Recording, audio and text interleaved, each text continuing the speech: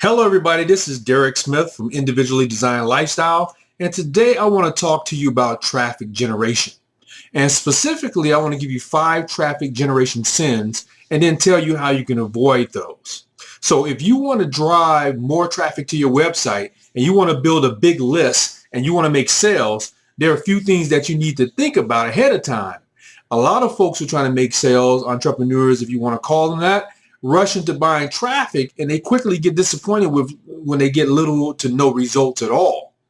Well, I'm not against the whole ready, fire, aim approach, but I believe you need to take a look at the big picture and you need to set some proper expectations before you make your traffic campaign go live.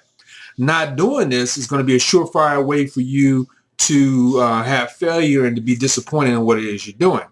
So here, I want to give you my 5 traffic generation sins you want to avoid, yet almost everybody seems to commit these sins at some point in their marketing career. Now, the first one I want to talk about is a poor message to your market match. So first, I want to mention that the deadly mistake of crafting a non-compliant message for your traffic platform. For example, if you're advertising any kind of get-rich-quick scheme or money-making scheme or things like that, I wouldn't say scheme, but let's say money-making opportunity, and you're doing this on Facebook, you're going to quickly get your account shut down. So you don't want to take any chances if you're doing this type of thing on Facebook. Next is not understanding your prospect's level of awareness or the traffic source's culture. Who is it that you're trying to sell to?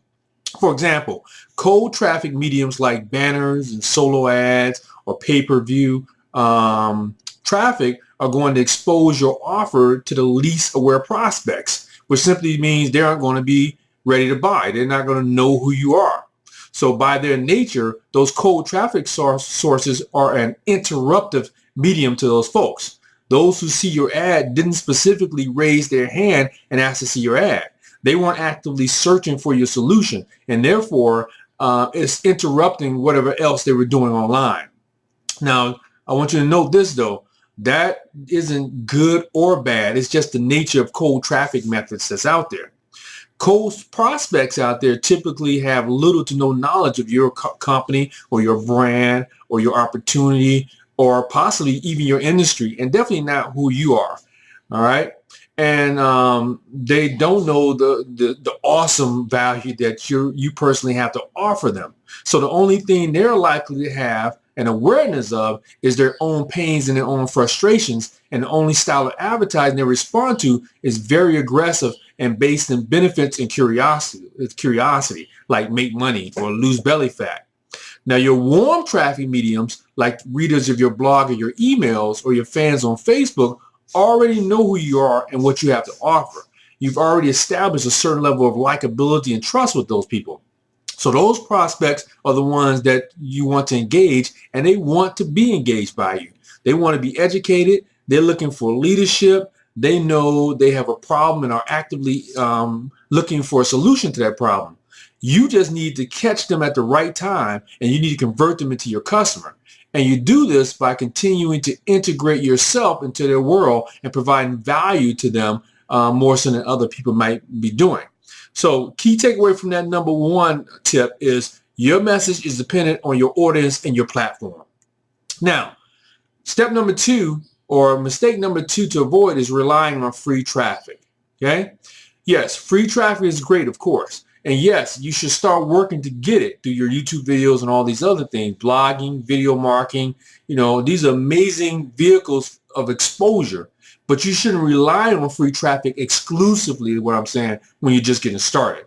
So think about the unknown artist who's singing and playing a guitar on a street corner, hoping for some change in their guitar case. When you go by, you put some money in there compared to today's most popular acts like Taylor Swift and whoever else might be out there playing sold out concerts to tens of thousands of fans that's out there. Now, when you're new, your value hasn't been established yet. And pretty much you all might be new here. The cold, hard reality is that nobody cares what you have to say. Not yet anyway. They might care later on as you become more established. Now, free traffic is based on producing awesome content that people want to consume. So free traffic takes time, it takes knowledge, and it takes consistency on a daily basis for a long period of time.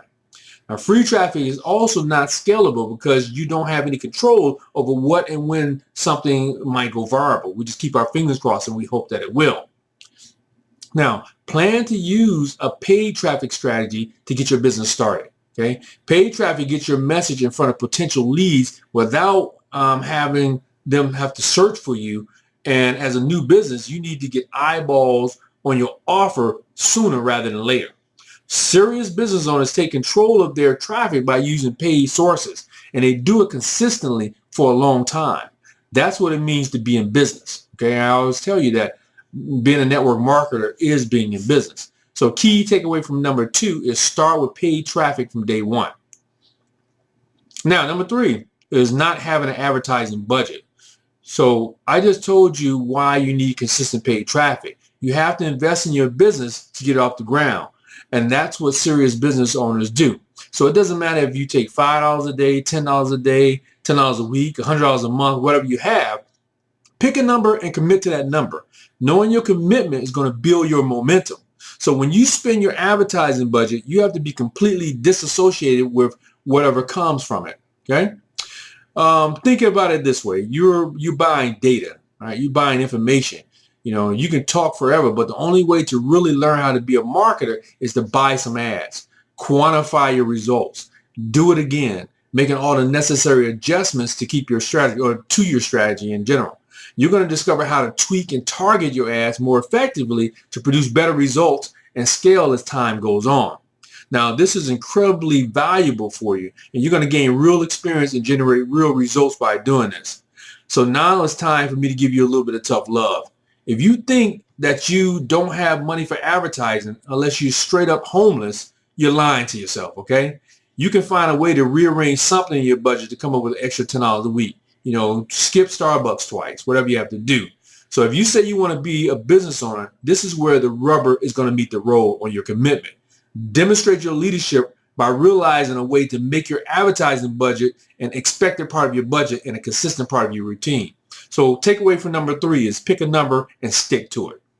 Now, number 4 thing to avoid is not committing yourself. If you already made goals regarding what you want from business, committing to yourself is the first step to reaching those goals.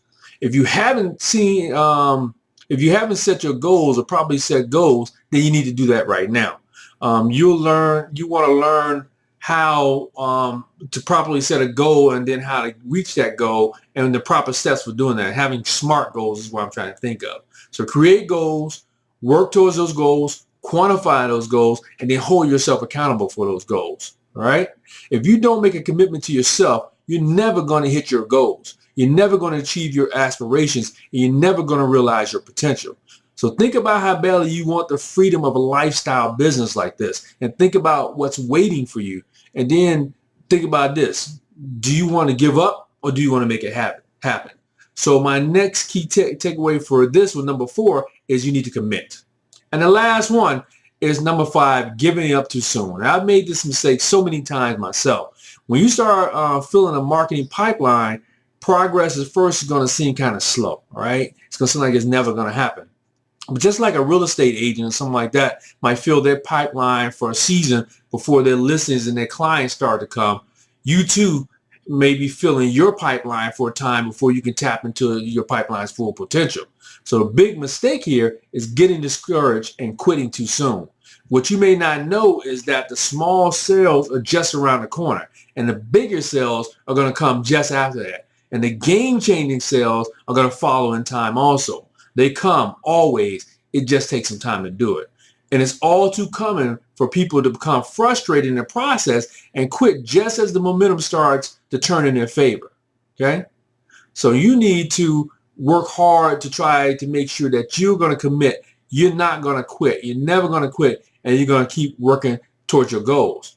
Don't make the mistake of quitting too soon. Stick with the process, even if you have to dig to the core of your soul just to keep it going. I want you to create a vision of yourself as the person who keeps their commitments. you're going to be surprised at how quickly your sales are going to start to come, or your recruitment is going to come, whatever it is you're trying to do. And then you're going to be thrilled as they keep multiplying as you gain momentum. So my key takeaway from number 5 is entrepreneur, don't quit. You know, entrepreneurs fail and they fail until they finally succeed. Right? So that's it for this video.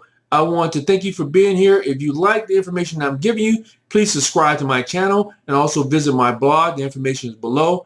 And thanks once again from Derek Smith, Individually Designed Lifestyle, and I'll see you in the next video.